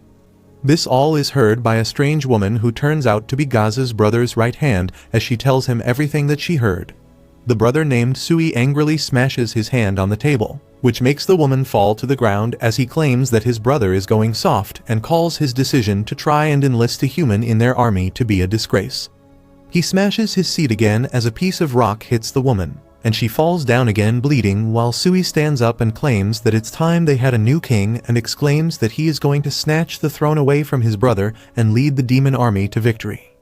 While this all is happening, Flio is out with Rise in the market buying some new ingredient for a dish that she wanted to make. Flio seems to be in a good mood and asks Rise whether she wants to have lunch together, which immediately brightens up her mood as she gets some extra alone time with him and she grabs his arm.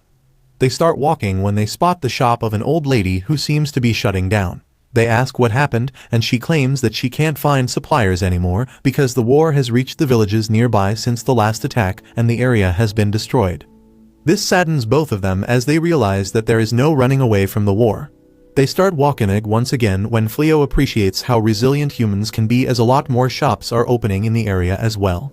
Just before they were entering the restaurant, Bali runs up to them and claims that she wants to treat them to lunch as she ranked up in the Adventurers Guild thanks to their training. Flio is happy while Rise is disappointed as she wanted some alone time. They all decide to head inside to celebrate when Haya flies up to him, claiming that she sensed a very strong demon's presence nearby and they should back off. But Rise stops her, and to their surprise, the demon turns out to be Gaz himself, who warmly greets them. They all head inside and sit down on the lunch table as Bali feels scared while Gaz comments on how pretty she looks today. He tells Flio that he often came here because he liked to get more information about the humans and also because their food is amazing. This triggers Bali, who asks whether he is here to gather more information on humans so he could crush them, and he honestly replies that he is. This pisses her off, but Flio tells her to calm down. Gaz claims that humans and demons can't stay together because they can't control not getting affected by each other. Haya explains that lower-level demons always radiate a special dark mana that poisons the air for human, which makes it unlivable for them. And while higher-ranked demons like Rise and Gaz can control it, many can't. Moreover, some demons are born with bloodlust and all they want to do is fight, which makes the option of coexistence that much more problematic. After saying that, he gets up and bids them goodbye before leaving, while Bali looks at her plate, unable to understand her own feelings. After finishing the meal, they meet up with the rest and start walking back as the sun sets, while Flio thinks about how happy he was to find out that demi-humans were not treated as slaves in this world, but realizes that everything can't be perfect. This triggers him to hug Rise from behind as he tells her how much he loves her as fear starts creeping inside him, making him realize that he might be forced to pick a side sooner rather than later in this horrible war. The next day, Rise cooks some delicious-looking meat patties for Flio and the girls. Everyone is amazed by the deliciousness of the meat, and they remark that it is even better than what they serve at restaurants. Suddenly, someone comes knocking at the door and Flio goes outside to receive them. To his surprise, it is the princess and her guards. Rise also comes outside, and then Flio asks the princess what is she doing here, because he has already told her in the past that he is not interested in being the hero. The princess says that today, she is here to apologize to Flio for summoning him into this world and then discarding him when he showed no significant ability. Both Flio and Rise are shocked to learn that their secret has been revealed. After that, they welcome the princess inside and Bali serves her tea. While sucking up to her, the princess thanks her, and Bali is moved by the slightest bit of her attention. The princess then asks Bali and other girls to leave as she wants to talk to Flio in private.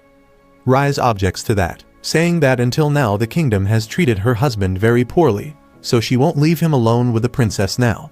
Flio also holds her hand and tells the princess that she can send everyone away, but his wife will stay with him. He clearly declares that if it is something that the princess cannot tell him in the presence of his wife, she should simply return to her palace. Rise is elated to hear that, but she returns her focus to the meeting quickly. The princess accepts the condition, and Flio signals all the girls to leave the room.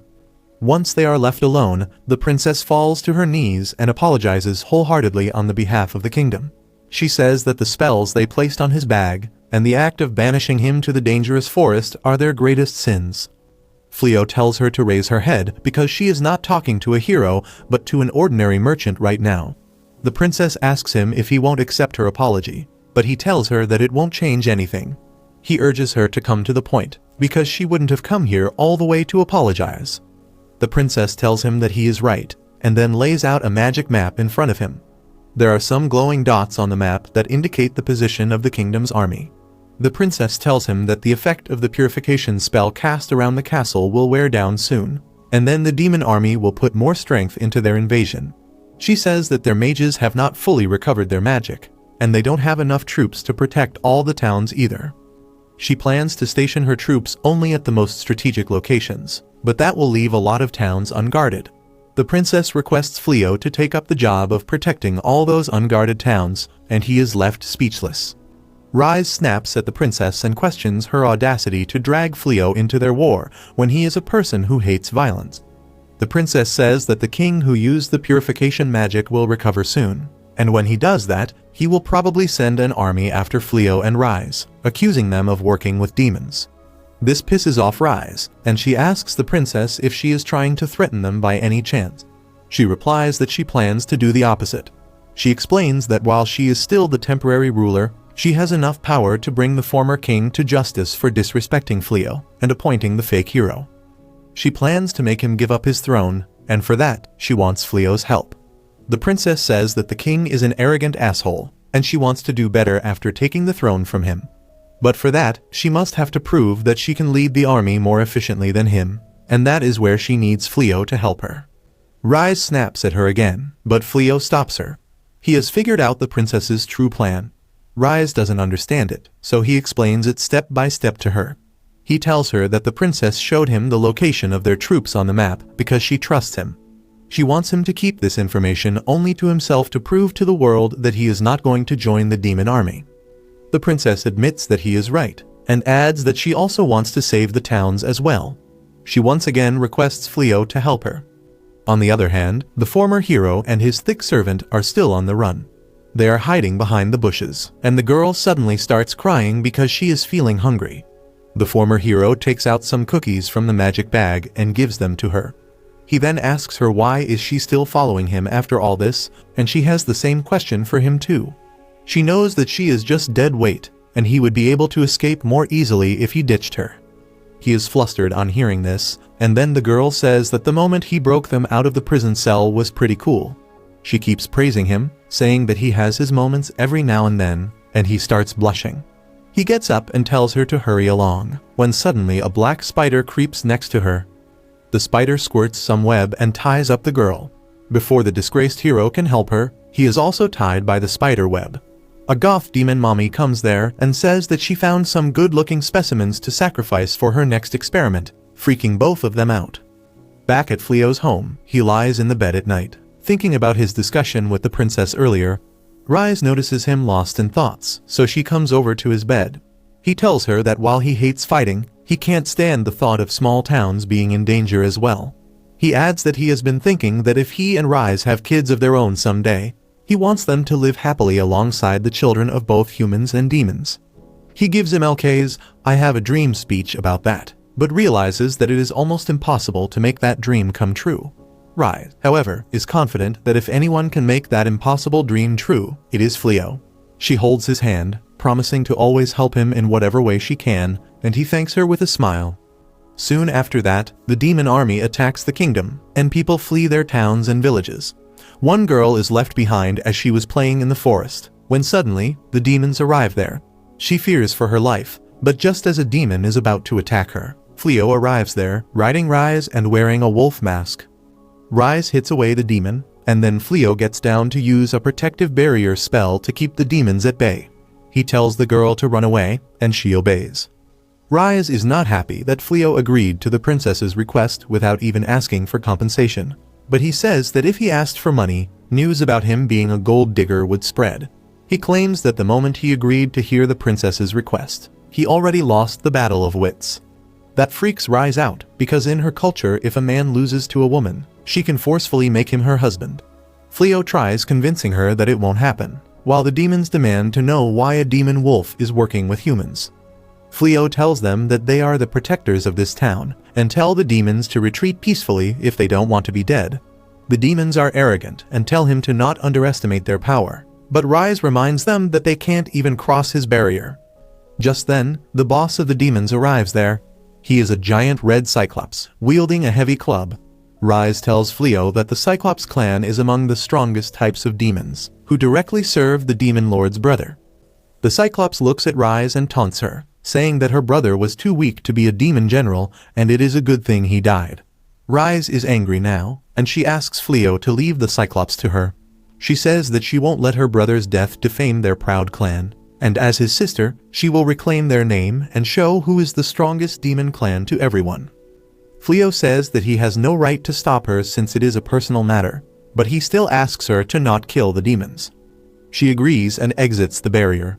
The Cyclops swings his heavy club at her, destroying trees with each swing, but he is too slow and Rise easily avoids all his attacks. He keeps chasing her, and she uses her superior agility to deal small wounds to him repeatedly. The Cyclops asks her if she thinks this will be enough to defeat him. Rise tells him that if she was her old self, she would have already torn him to pieces. But after meeting Flio, she has learnt to control her power. She tells the Cyclops to be grateful to her husband because he doesn't want him dead, and then activates a skill to leap high in the air. With her next skill, she switches positions with the Cyclops, making him free fall. He eats his club towards her, but that turns out to be a rookie error as Rise exchanges their positions again. The Cyclops is hit in the head by his own club, and then Rise decides to finish him off. She is floating 4 trees in the air with her magic, and then uses the gravity magic to accelerate them towards him. She hits the 4 bite wounds she had given the Cyclops earlier, and nails him to the ground with that. The Cyclops asks his minions to attack her, but Flio uses his magic to restrain all the demons instantly. Rise says that he should have let her deal with all of them, but Flio says that they have already won, and he has seen how strong she is. He then heals the Cyclops, who gets confused about his motive. Flio tells him that he is just doing this so that he can go back to their home peacefully. He then activates a lightning magic to intimidate the demons, and says that if they don't leave by their own will, he can send them back by force. Everyone starts trembling with fear, and soon they run away. With that, Flio can take down the barrier he had cast, and he remarks that it is a good thing they succeeded. Rise hugs him, and says that all the practice they did at home paid off. Earlier, Rise had taught Flio that the most important thing in a fight is pressure. She told him to be confident and overbearing to scare the demons, and it really worked. Rise, however, wonders if this was the best way. She believes that breaking all bones of the demons would be a better way to make sure they don't return again. Flio agrees that she is right, but he believes that this method would only aggravate the hatred between humans and demons. Just then, the townspeople come there to thank Flio for saving them, but they are concerned about the demonic wolf with him. He assures them that the wolf is his partner. The girl they saved also comes to thank them. Flio reveals that they are here at the request of the princess, and they should thank her instead of them. With that, he gets back on Rise, and they ride out to the next town. Soon, the news about a masked adventurer and his wolf partner scaring off demons reaches the princess. The princess realizes that the adventurer is none other than Flio, and her heart is full of gratitude for him now. She thinks that he has done a lot for them, and this time, she must pay him back. Meanwhile, Flio and Rise are at their job of scaring the demons away. Demon Lord Gaz is watching over them, and he is not happy that his brother Sui sent the troops here without his permission. Just then, one of his servants comes there and informs him that Sui has staged a coup and already captured the throne room. In the Demon King's throne room, Sui sits on the throne, while the goth mummy that works for him shows him the 2 humans she has kidnapped. She tells him that everything is ready, and when Gaz comes to face them, she will sacrifice the 2 humans to the demon god to perform a secret technique that is sure to defeat even him. Sui waits for his brother eagerly, thinking that after he defeats him, the title of the Demon King will be his. The next morning, Flio gets a pair of unexpected visitors in Gaz and Ulmana who ask permission to come inside. Both of them sit down alongside Flio and Rise with some tea, while Flio asks what's the special reason that they are here today. Ulmana seems to be in a rather bad mood as she simply looks down, while Gaz smiles at them and claims that he is here to ask a favor from Flio. Our hero seems taken aback as he doesn't know what can he give to the literal Demon King. He asks what kind of favor he wants, and Gaz calmly replies that he wants permission to stay in his house for a while. Flio sits there unblinking as he tries to digest the news, but Rise thinks that it's a joke and starts laughing. Ulmana gets pissed and asks why the hell does she think it's a joke when the Demon King himself is asking this favor. Gaz tells her to calm down, and tells Flio that he is in a bit of a pickle and explains that his throne has been taken by his younger brother Sui, who staged a coup in his absence. He claims that he wanted to inform them that he has no part in any recent demon attacks, as he never ordered them either. It turns out that before Gaz was able to reach back to his castle, Ulmana ended up hearing the news and ended up running to the eternal 4 demons of the Demon King army. She expected them to help her overthrow Sui, but to her surprise, they all seemed to be neutral on this topic. Apparently, they all got approached by Goth Mommy beforehand, who asked them to pledge their neutrality as there is going to be a duel between the 2 brothers for the throne of the Demon King. According to her, Gaz has gone too soft on the humans and not fit enough to rule anymore. Ulmana seems to be horrified at this and asks them how could they believe something like this. But the blue demon replies that she has also been noticing that lately he has been spending less and less time amongst the demons in his castle, instead preferring to roam around in cities among humans in disguise. She thinks that this might be a good wake-up call for him to realize that the underlings are starting to revolt against his ways. Defeated, she turns towards the two-headed phoenix demon and tries to emotionally blackmail him by claiming that he was raised by gods personally, but the bird replies that it is a completely different matter, as when it comes to the matter of succession, only the strong can rule, and lately Gaz has been unable to make tough decisions, causing the war against humanity to stagnate. She finally turns towards the centaur and asks whether he is becoming a traitor as well, because if they were loyal they should be walking up to the throne and throwing every person who participated in the coup into the prison so that they can never see the light of day again. The centaur calmly looks at her and replies that he will always be loyal to Gaz, and he believes that the throne belongs to him, but at the same time he thinks it is a good opportunity for Gaz to show his true powers and crush this revolt to establish dominance again, and that's why he is going to stay neutral. Almana feels defeated but walks alongside them into the throne room, where they find Sui sitting on the throne alongside the goth mommy who tells them that they are in the presence of the new demon king. The blue demon girl tells her to calm her horses as Sui hasn't won the throne yet, but the goth mommy reminds them that they have pledged their neutrality.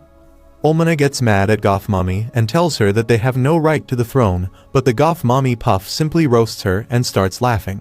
This enrages her and she runs ahead, claiming that she is not a traitor, and tries to attack Sui with her sharp claws. But to her surprise, even though her attack connects, there is not even a scratch on Sui's body, and instead, her claws end up breaking on impact. Sui simply looks at her and punches her away, claiming that he doesn't need weak people around him. Puff decides to finish her off, but suddenly Gaz appears in front of them and shields Almana, while asking his underling to carry her safely. Sui tells Gaz that he is tired of waiting and tells him to fight him for the throne. Gaz tells Sui that this is all very childish of him and he doesn't understand why he would do this.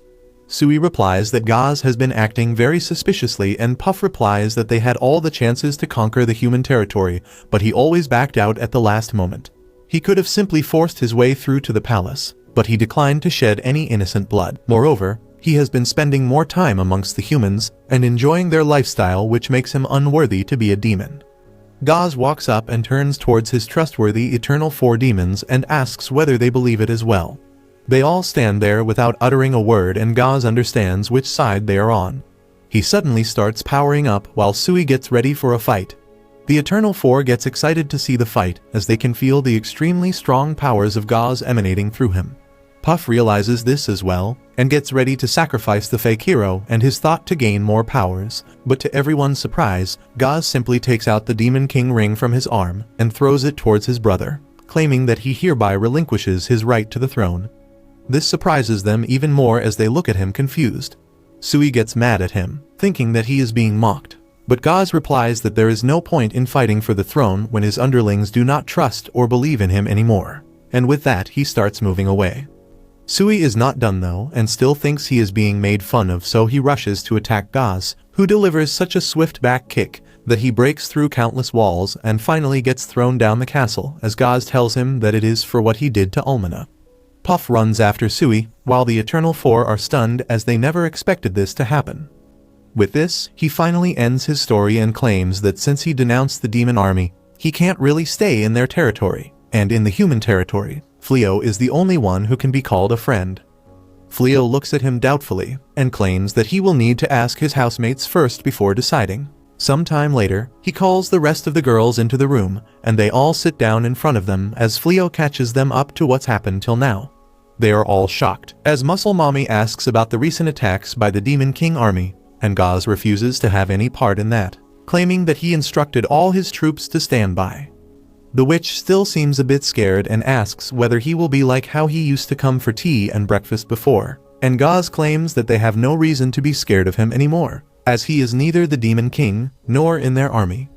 This seems to put them at ease, while Almana complains about how they wouldn't have to ask them for a place if Gaz didn't give away all the money to the intelligence department of the army. Gaz replies that their work was important to keep innocent casualties to minimum and they deserved a good pay for that. He claims that he overtook the throne from his father as he didn't like his ways, so it was inevitable for something like this to happen to him as well, but he has no regrets about it.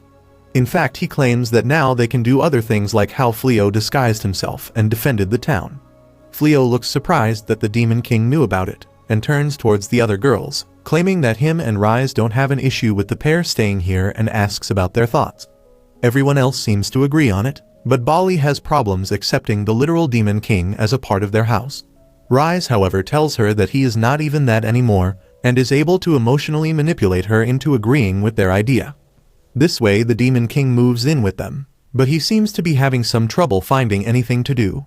He walks over to the muscle mommy and asks whether she needs any help, but she refuses, claiming that she doesn't want any more magic in her crops. Hearing this, he moves towards the stables where the redhead was tending to the demon horses. He asks whether he can help her by any chance, but because of his extremely strong aura, the horse gets scared, and the archer asks him to leave. He then walks over to Flio's workshop where he admires all the pieces of armor he created, and they talk over it while Almana watches him having more fun than he ever had as the Demon King. Later that night they sit down around a bonfire eating and chatting, but Bali still seems to be uneasy as she sits far away. Later that night she is unable to sleep and watches the moon, when Rise and Flio enter the room and offer her some tea and snacks. While Rise apologizes for manipulating her, she claims that it's fine as she is just a housemate anyways. Flio tells her that he really likes the way they live right now as all of them have their roles to play and they complete each other and also live in total harmony. Bali looks in distance and claims that probably she is not fit to live here as she has nothing to offer them. Moreover, even though she knows Gaz wouldn't hurt a human, and also that he is not a demon king anymore. She also knows that humans and demons are very alike in terms that they have friends and family. But even then she can't pretend to live amicably under the same roof with a demon, as she has witnessed the horrors faced by the knights who cry for their lost loved ones. Flio looks at her and claims that she doesn't have to get along with them if she wants and claims that Gaz can live anywhere. And the true reason why he is here is because he is scared of Sui taking any actions against them. Rise also looks at her and claims that she is not useless as she is the one who taught her how to make cookies as she hands it over to her. The next morning, Bali walks up to the demons and tells them that she is going to stay with them, but at the same time keeping an eye on them. If they hurt a single human, she is never going to forgive them. Gaz laughs while Almana makes fun of her for being scared of Gaz before while she snaps back by claiming that Almana lost to Flio twice. Gaz walks up to her and extends a handshake, but Bali refuses it, claiming that she will do it once she can trust him, and with that she leaves into the forest for the day's hunt. Meanwhile, in the Demon Lord's castle, Sui has called a meeting of the 4 generals to discuss their failures in the recent attacks. He wants to know how mere humans can repel the demon army, and the goth mommy Puff delivers her report. She says that the demon army is having trouble dealing with traps in their way, and they are not able to reach the human troops. Sui is furious because this problem never happened in the past, but Puff nervously withholds the reason from him. Sui then declares that they will break through the human forces with sheer numbers. Puff says that they don't have that many people in their army, and Sui simply hits her away, telling her that it is her job to figure out how to increase their soldiers. He walks past the generals without saying anything. As soon as he is gone, the 2-headed phoenix says that with a commander who only knows how to march ahead, it is obvious that they are losing the battle. The other head adds that Gaz always had a well-rounded strategy, and the blue demon says that the intelligence unit played the most important role in that, but they also left with Almana. The centaur believes that the morale of their army is going down, and they must do something soon. Just then, the goth mommy descends from the hole in the ceiling, and suggests that they organize a meet and greet to boost their morale first. Back in human territory, Flio and Rise are in the market, and Rise has just won the jackpot in a lottery contest. She is super excited and climbs on Flio, because the jackpot was an all-expenses-paid trip to Hot Springs. She believes that she will get to spend some quality time with her husband there, but the shopkeeper gives her a reality check and says that the jackpot is a family voucher for the Hot Springs. She can bring up to 15 family members or friends with her, and Rise asks the shopkeeper if she can exchange the voucher for another prize. In the end, Flio and Rise end up taking the entire gang with them to the Hot Springs. Rise is not happy about this because she wanted some privacy on their first trip. Flio, however, believes that they can use this chance to let everyone get acquainted with Gaz and Almana. Behind them, the girls are talking about the 7 hot springs in this town, with each of them having special properties. These include revitalization, skin beauty, magic recovery, and enhanced fertility among others. Rise gets alert on hearing about enhanced fertility, and even imagines what she would name her and Flio's kid. She clings to his hand and eagerly speeds up. They soon reach the hot springs they are supposed to stay at. The staff there welcomes them warmly and give them the robes to wear while they stay here.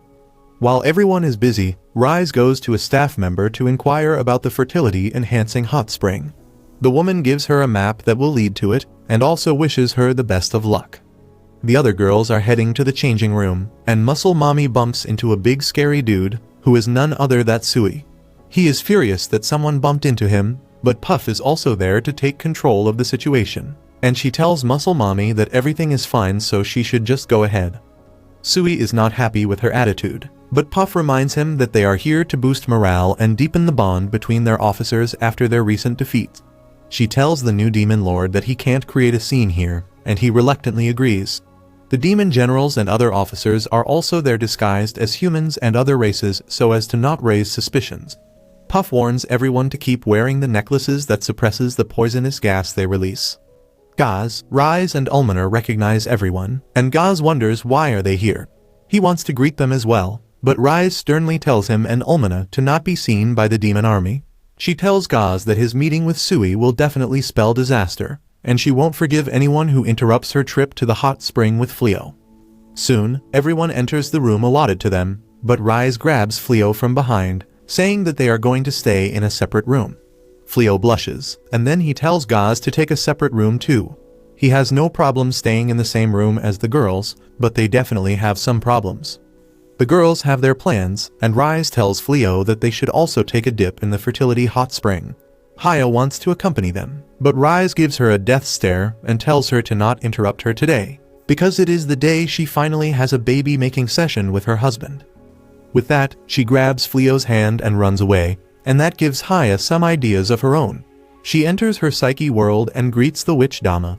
Dama asks her the reason she is here to see her, and Haya snaps her fingers, tying the witch up in a kinky way. Haya reveals that she is curious about the mating process that Flio and Rise are doing, but since she is not allowed to watch it, she wants to learn about it by practice. For that, she wants Dama to cooperate with her. Haya gets on top of the witch, who nervously reminds her that they are both women, and they can't exactly do the mating process between them. Haya lifts up her skirt, saying that she is a djinn, and being gender fluid is just her thing. On top of that, greedy and reckless people like Dama are just her type. This freaks out Dama, and she somehow kicks Haya from her own psyche world and teaches her an important lesson about consent. On the other hand, Rise and Flio have reached the fertility hot springs, and she has already started to seduce him. She tries dragging him into the women's bath along with her, but in the end, they end up going to the gender-separated baths. Flio takes some time to relax, and then Rise knocks on the bamboo wall separating them. They begin talking about various things, and Flio suggests that they should plan another trip with just the two of them and count it as their honeymoon. Rise is delighted to hear it, and starts talking dirty to Flio, which gets him in the mood, and he runs out of the hot spring. Meanwhile, the archer has gone to a place alone to explore physical pleasure, but coincidentally, Haya is also there. Archer is taken aback to see her there, and Haya informs her that she came to this place to get her partner to accept her. She tells the redhead that they should hurry inside, and pushes her inside the door, which closes behind them, and some soft moans start coming out within seconds. On another side, the rest of the girls are having fun drinking and eating, but Bali is constantly keeping an eye on Gaz. The muscle mommy nudges her to get close to Gaz if she is so interested in him, but Bali tells him that she is just making sure that he doesn't do anything bad. Muscle mommy calls out to Gaz, who remarks that this place is quite relaxing, and then makes Bali blush by saying that she looks good in the robe. Ulmana seems jealous of her boss paying attention to another woman, but unaware of that, Gaz accepts Muscle Mommy's offer to drink with her. In another location, Sui and his demon officers are eating delicious food. Puff decides to entertain them by showing them some TikTok moves, but Sui doesn't like it so he just punches her away. Two demons decide to step up next, and their stint is to hit each other. However, they get a bit too into the role, and one of them drops his necklace that begins releasing poisonous gas.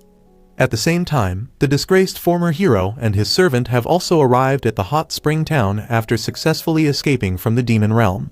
The girl is tired and hungry, and the blonde scumbag shows her the jewels he stole from the demons, using which he plans to roll in luxury. The girl is not happy that they have become thieves on top of everything else, but he says that they deserve at least this much after their lives were in danger. Suddenly, some poisonous gas starts coming towards the magic gemstone he was holding, and the former hero gets a migraine. An explosion takes place in front of them, and one of the fighting demons comes out, releasing poisonous gas everywhere. He is furious at his partner who began attacking him seriously earlier, so he hits him with a powerful magic spell. Puff and others try to stop them, and the former hero's servant recognizes as the goth mommy Woe kidnapped them. She freaks out on realizing that they are demons, but another bigger problem is waiting for them. As the magic gemstone absorbs enough poisonous gas, it suddenly vanishes and then appears on the former hero's torso. He screams in pain as more poisonous gas is absorbed, and then suddenly, he loses consciousness and is transformed into a giant demonic monster. Back in the city, Bali approaches Almana to talk in private. She asks her if she wants Gaz to be the demon lord again, and she readily affirms. Almana says that no other demon is as strong or as noble as Gaz, and someone like him should not be walking along with humans like this. Bali sees that Almana respects Gaz too much, and she directly asks her if she loves him. Almana takes a couple of seconds to process that question, and in that time, the giant monster attacks the inn. Both Bali and Almana freak out, but for different reasons, and then they notice the giant monster wreaking havoc at the inn. The staff tries to get the guests out safely, but then some boulders fall on the manager.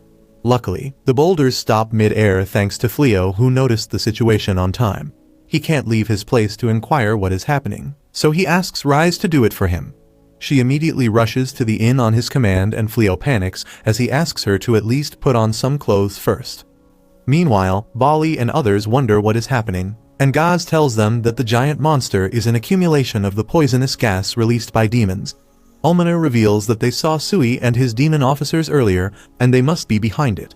She uses her magic eye to see the gemstone that boosts the absorption of poisonous gas and makes anyone other than high-ranking demons go berserk under its effect.